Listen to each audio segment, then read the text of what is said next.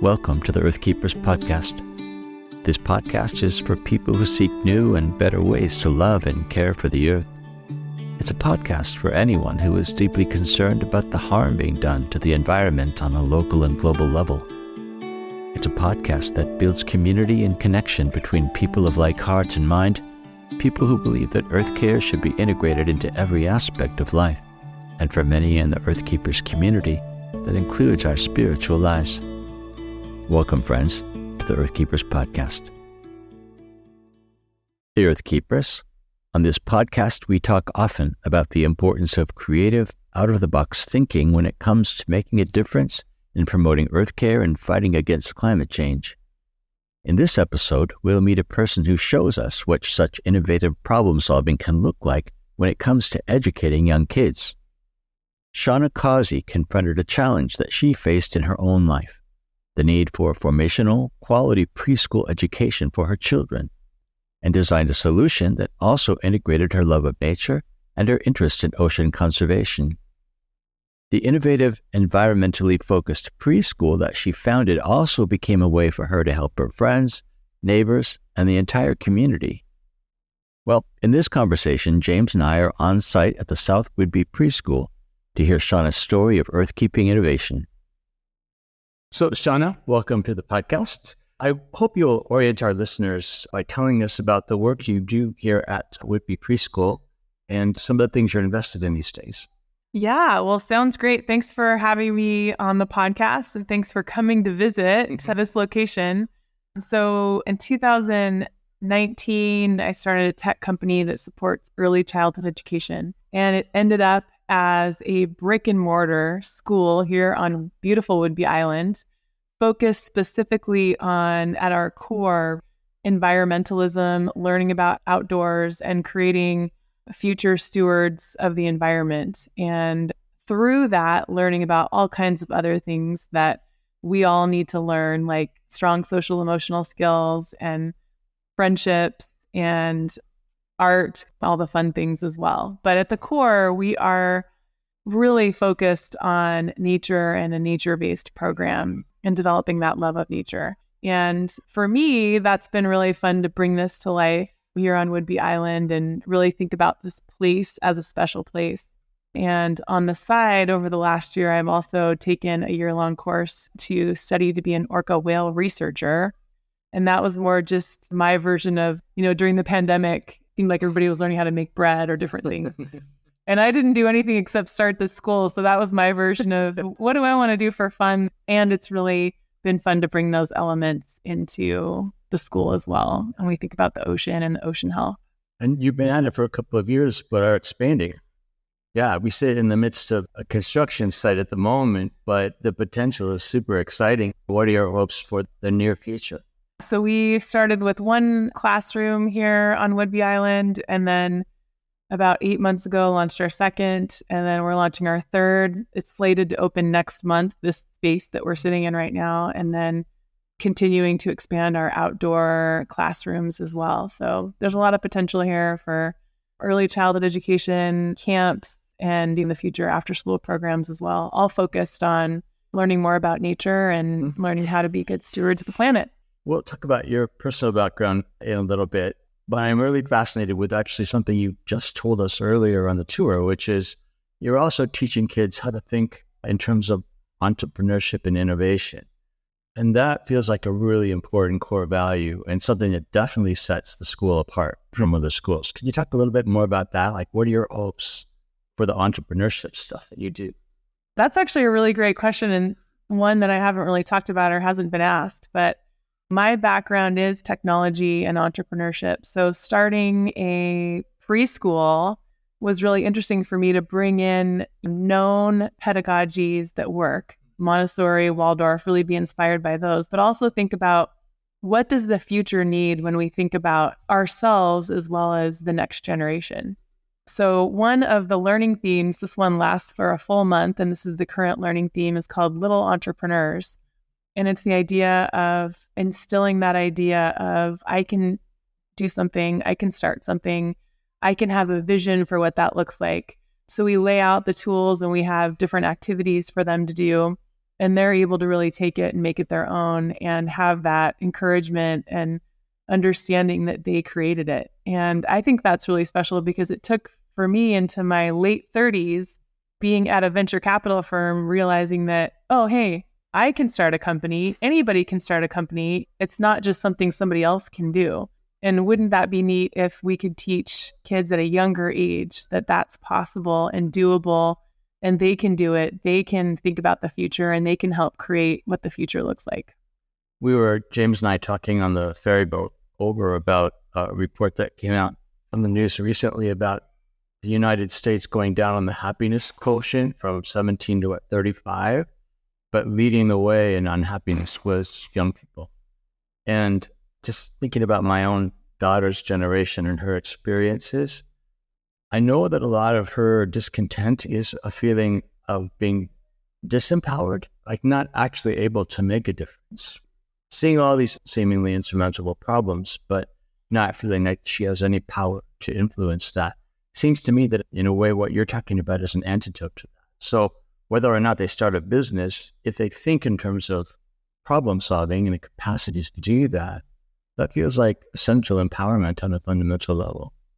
That's a great point. I mean, that's something that was instilled in me as a child, and it's been really impactful for me to think about that in my life and how can I encourage others to have that confidence and knowledge that they can. And at such a young age, this has got to be so. Mm-hmm. And you can see it. The great thing is when at this age, early child education, you're forming all of the elements that they're going to be able to use in elementary school and later in life. And sometimes as adults, we haven't learned some of these things that we're teaching in preschool. And it's really neat to be able to see the impact right away. You can see it. You can see their eyes light up. You can see them say, I did this, and they're proud of themselves. And verbalizing that in some of the ways that we sometimes lose as adults, but being able to see that's really an amazing outcome. Shauna, you've referenced your previous work with venture capital firms and tech startups, and you're clearly at heart an innovator and an entrepreneur. I'm wondering, now that you're doing this kind of work, how have those experiences and that kind of world shaped you personally and what you do here at the school? I started out my career working at Fortune 500 companies and kind of quickly realizing when people would get a cake for being there 20 years or 30 years, I realized I'm excited for them, but that's not what my path is going to be. So at every role, one of the things looking back, I always asked for more work, and I always figured out how to kind of create my own job by stepping up and saying, I'd really like to do this. I've got everything else done. And that led to really finding a footing and a place in technology. And then that led to an organization called Techstars, a startup weekend Techstars, where you would get together and create an organization or a company in a weekend. So you'd have these problems, people would pitch problems, you'd form teams and you'd create something. And sometimes they would last after the weekend. And sometimes it was just creating those early seeds of entrepreneurship.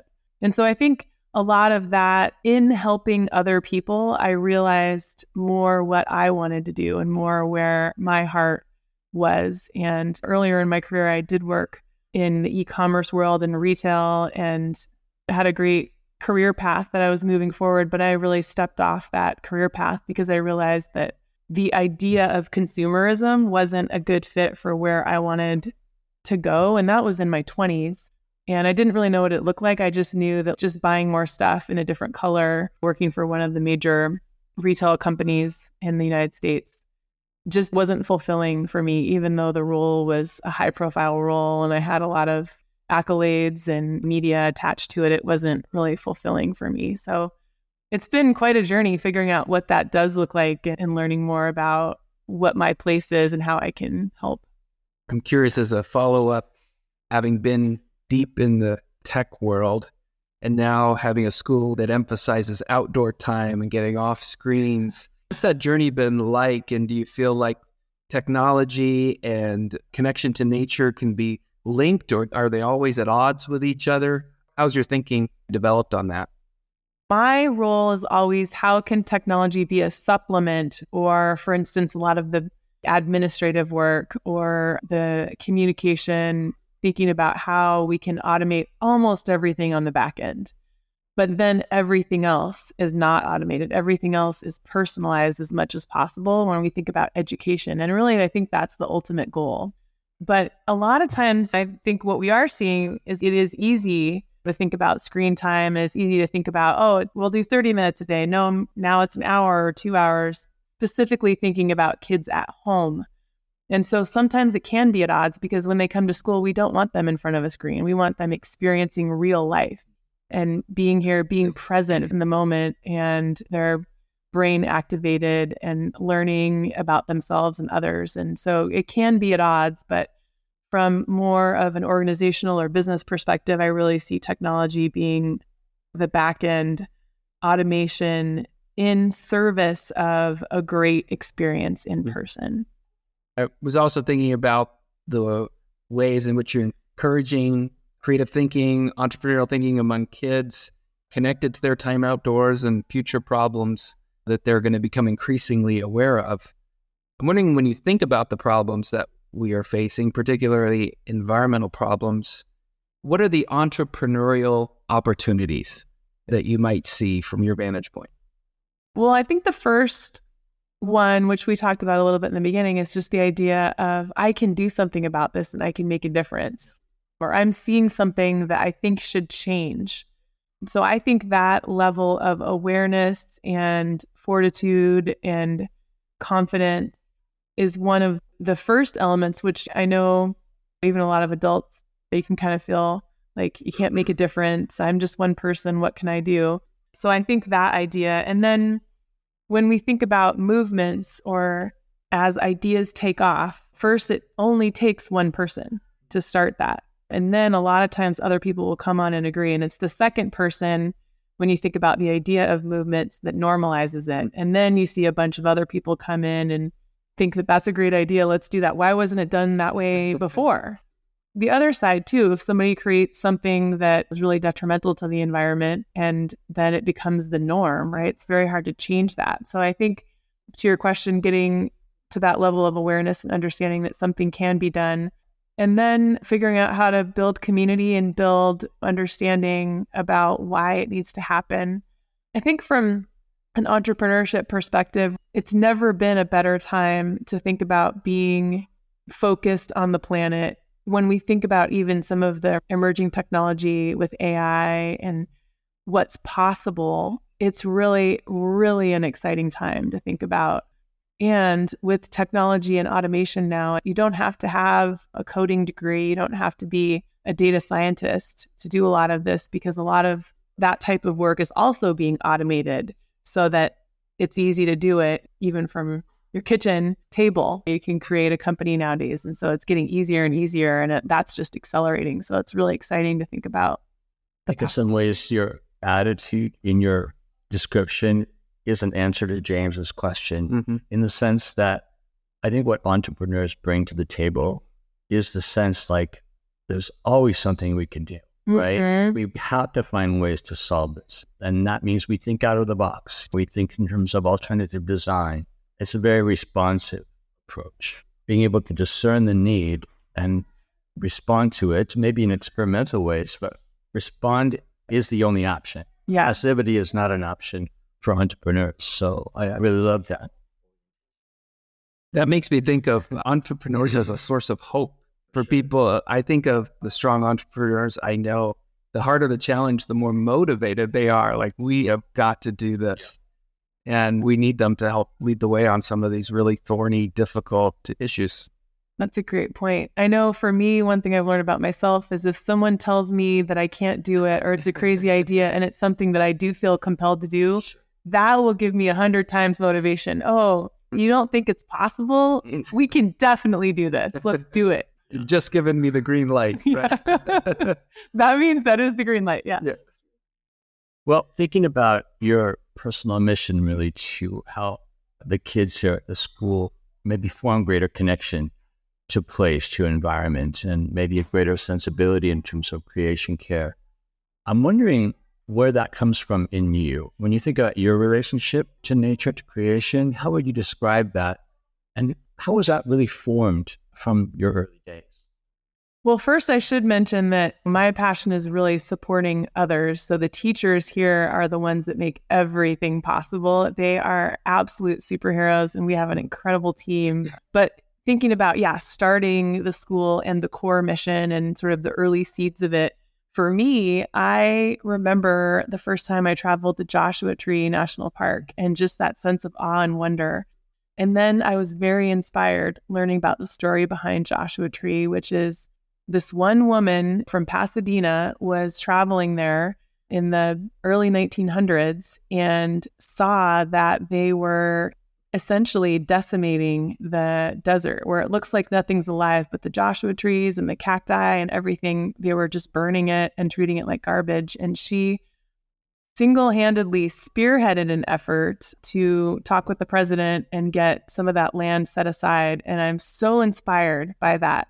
She wasn't some professional, she didn't have a background in doing that, but she felt so compelled to do that. And now we get to enjoy that amazing park and see it. And it's one of my favorite places on earth. And then visiting Yosemite, I don't know if you've been to Yosemite before, and just seeing the giant grove of sequoias and these trees that have been around for thousands of years, and just really that sense of awe and wonder in our natural world as it can be somewhat untouched. And that for me is incredibly inspiring, thinking about not us as dominating nature, which we often do, but us as respecting and revering it as it exists already, and how we can make sure to set more land aside, more of that aside for future generations.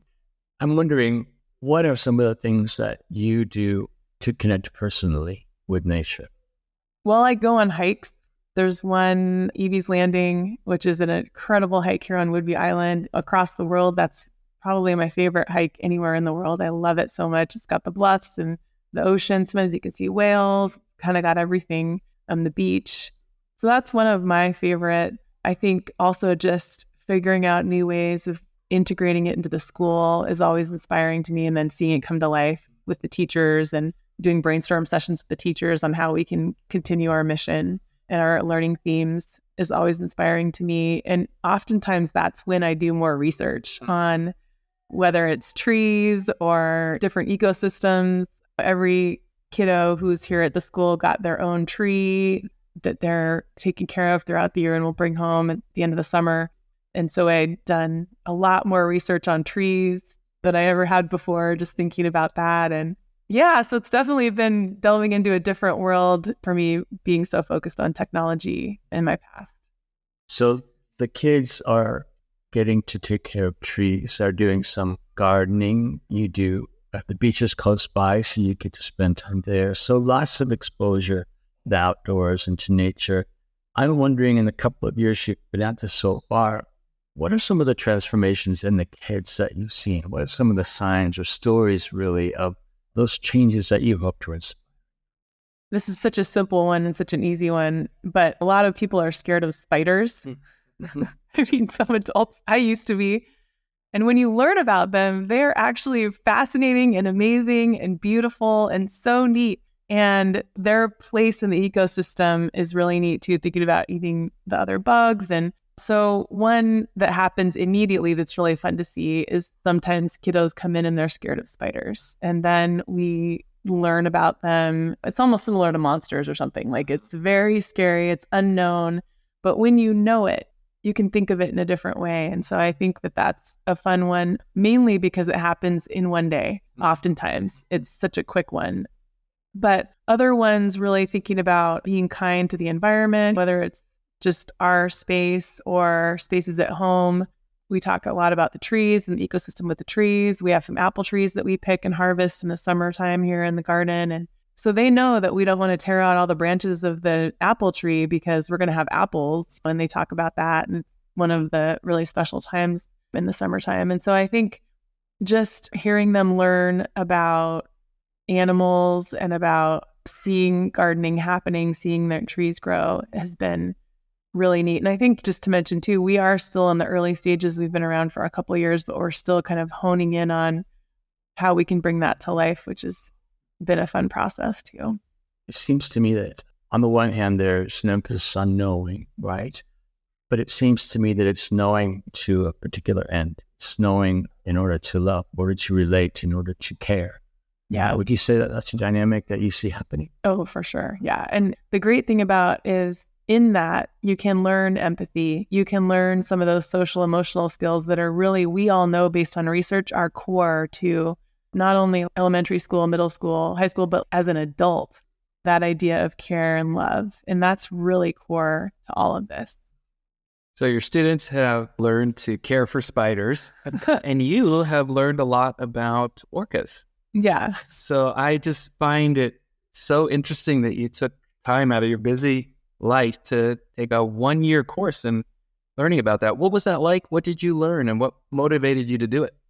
One of the areas that's really stood out to me when I think about the environment, always growing up next to the ocean. So I grew up near Alki Beach and I've always been within a block or two living next to the ocean. So it's always been part of my life down there as a kid and as an adult and with my own kids, and just curiosity to learn more. But one of the areas that was really compelling to me was thinking about what we can see. We can see what's happening on land. We can see how we're caring or not caring for the land, but we can't see what's happening under the ocean. And it's really scary to me to think about the impact that we're having and what we don't really know about the impact. So I really wanted to learn more about that. And I thought, in the future, I'd like to do more in that area, but right now I want to learn more about it. And so I thought about all the different ways I could do that. When you think about starting a tech company, usually what you want to do is get in at the ground level and learn as much as you can and talk to as many people as you can. So my version of that was, let me, as well as just learning about it and thinking about it for the school, but how can I learn more about the apex predator, the top of the food chain, and one of the most beautiful creatures that here with the southern residents especially, we don't know how long they're going to be around. There's not that many reproductive females, and we can see immediately what's happening with the lack of food and only being in the 70s and declining. So that made me think about it. And then there's this great program that exists in Anacortes that was a partnership between the Orca Behavior Institute and the Sealish Sea School. And I really have had a lot of respect for both of those groups. So they had this program and I thought, there's no way I have to figure out how to make time for this. There's no way I can pass this up. And what a great opportunity to just learn more. And it was very eye-opening. It's really neat to learn about the orcas. They have their own culture, just like people do. They have their own family units. They stick with their families, depending on which group you're looking at, the southern residents or the transients. There's different cultures within both and different ways that that comes to life for them. And then there was a lot of boat trips and observations from a distance, looking at their behavior and what's happening. And recently with a calf being born and then unfortunately passing away and just seeing so much of life. One of the things that was fascinating is there are so many different similarities between people and orcas, and their brains are actually bigger. And I think that learning about them, they're even smarter than humans in different ways, as I've learned, not in the same way as us, but it's just been so fascinating to learn more about that. So you've literally learned a lot in your year of study. Did you, after finishing or halfway through, did you feel like you were different? Like the experience of being out there and observing this to change you? Yeah, I think it, just like what we've talked about earlier in the podcast, it gave me a level of empathy for getting to know these family units on a more personal level, observing them over time, seeing them again and again, seeing them with their family units, seeing their environment and how their environment's changed and the fact that they don't have control over that. Yeah, I think from an empathy perspective, and also thinking about being even more motivated to figure out what are the areas that we can continue to help the ocean and the ocean health. Last season, we interviewed Joe Olson, president of the American Cetacean Society in the area. And his profession, his whole life was dedicated to designing hydrophones. Oh, cool. Yeah. And one of his main motives for doing that work is what you had said earlier, that there is this other world under the water that no one knows about. Because we don't see it, we're not really aware of the beings of the ecosystems that are there, as opposed to what we can see. And so his rationale in creating hydrophones is to open that world up to people, help them to understand that there are other systems of being, animal cultures, you would say the same thing about whale culture. So you might be a good person to actually, I can't wait to listen to that. yeah. I've been thinking about our own work, Forrest and I, our work with Circlewood, as in many ways an entrepreneurial activity. We saw a problem that people of faith were not engaged in environmental issues and had no theological framework for that, or very little, and were often suspicious of the environmental movement. Lots of obstacles to that. And in some ways, Circlewood is an attempt to solve that problem and make deep systemic change and be part of the greater public work around environmental care. That's deeply rooted as part of our understanding of faith. Have you seen ways in which your work is connected to your faith? And have there been any challenges to that you've experienced? Oh, what a great question.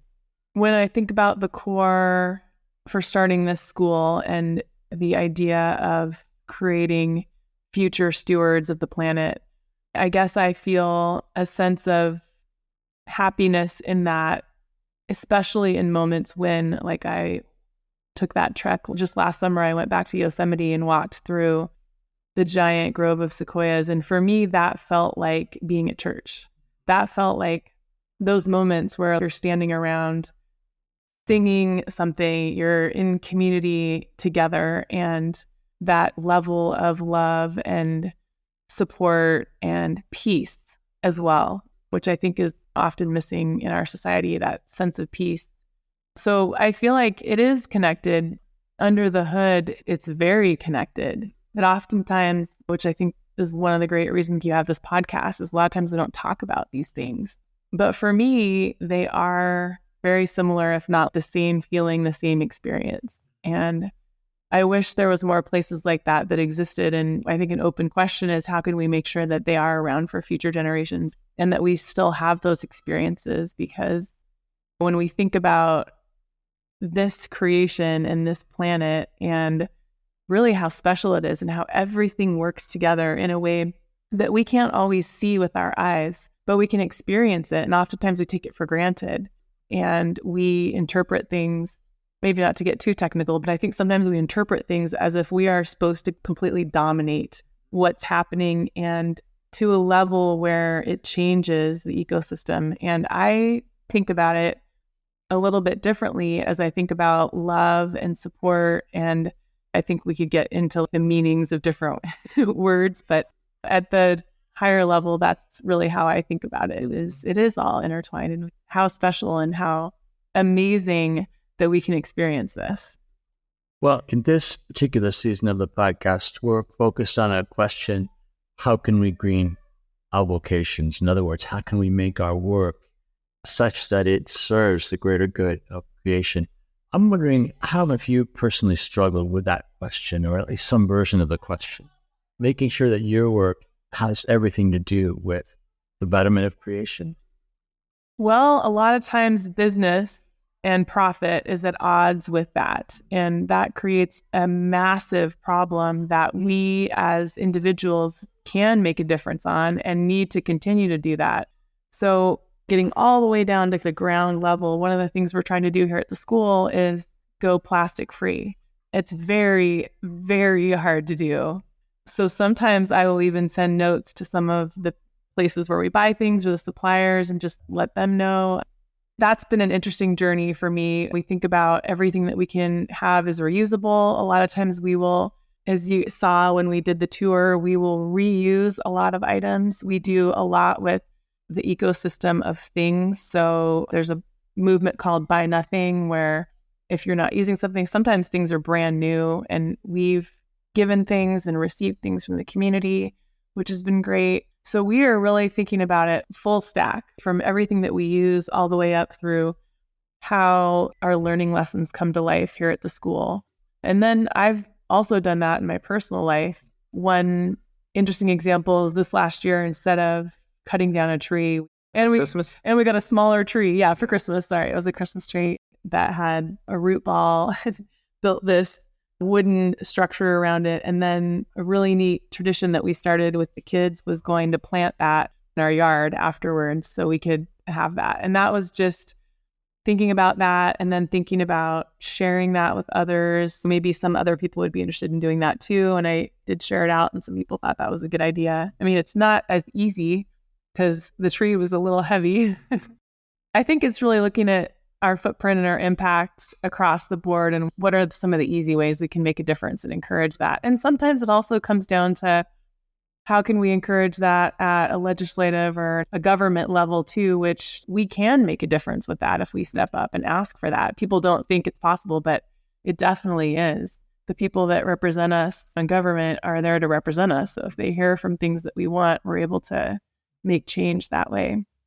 What I hear in some of the example activities you're sharing about is that while you are a preschool that's oriented around values of creation care, you wouldn't have to be that to do any of the things that you just said, to try to go plastic free. Any preschool, anywhere, could make similar kinds of commitments and endeavors. And it's a matter of starting somewhere, right? Choosing something that's doable, and they might have to learn into it, but still it's making some effort, some action. I mean, our premise for that question about greening all vocations is that all vocations are greenable. We haven't run up against the limits of that yet, but I'm wondering, do you agree with that? That really any job can be made greener? Well, the only areas where I might question that is when we look at like coal and oil and some of these industries that are completely built on and have such long histories in what they've done to the environment. But the energy industry, yes, right? So when you're talking about industries, absolutely. I'm taking that as a challenge, like, I'm going to find a coal mine. Finding a way to go green. Like, there's got to be a way. We'll see. Stay tuned on that one.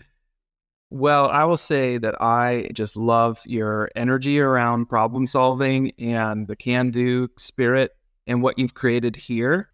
And I hope that's inspiring to our listeners. I also know that starting things is hard and change comes slow. And there may be days for you, like there are for me, that hope seems in short supply. What do you do to maintain hope personally and professionally? One of the places that I get my hope and inspiration is when I'm having a hard day, if I can go help somebody else, or if I can jump into the classroom for a little while and support the teachers.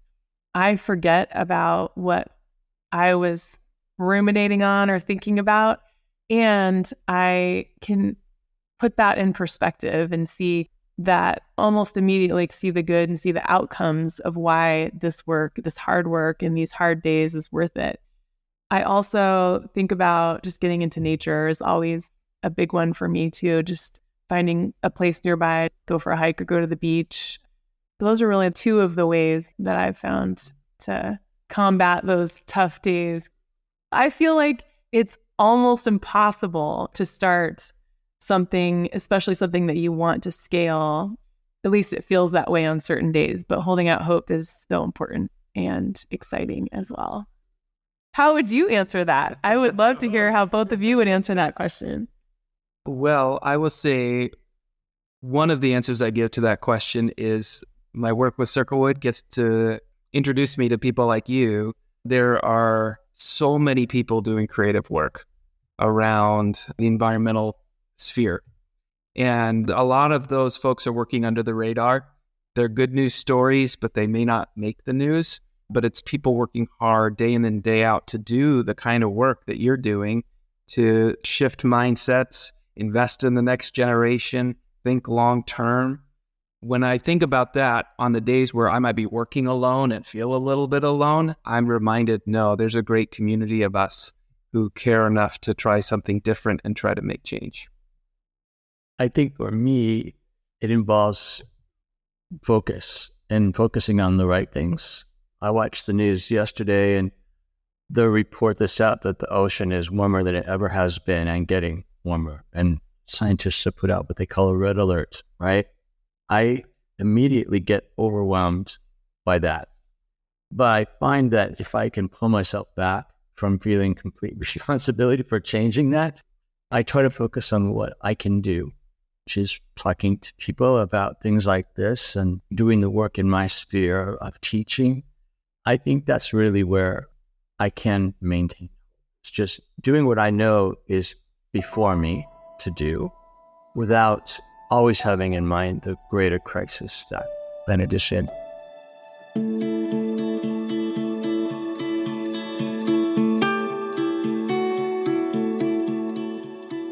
We've been in conversation with Shauna Causey, founder of the South Whidbey Preschool. To learn more about Shauna, the school, and about entrepreneurial thinking in general, go to the show notes for this episode at earthkeepers.online. The Earthkeepers podcast is an expression of Circlewood, an organization committed to cultivating a more ecologically conscious faith. For more information about the podcast, or to learn about the ways you can support this work, go to our website at earthkeepers.online. You can contact us by leaving a voicemail through the podcast website, or by emailing us at earthkeepers@circlewood.online. I am Forrest Tinsley, your podcast host. James Amidon is our executive producer. Our content editor and researcher is Colleen Meggerly, and our sound engineer is Dave Wolfers. Jesselyn Gentry is our social media director, and Forrest Reed is the composer of our original music. Thank you for listening, friends, and please join us for our next conversation on the Earthkeepers podcast.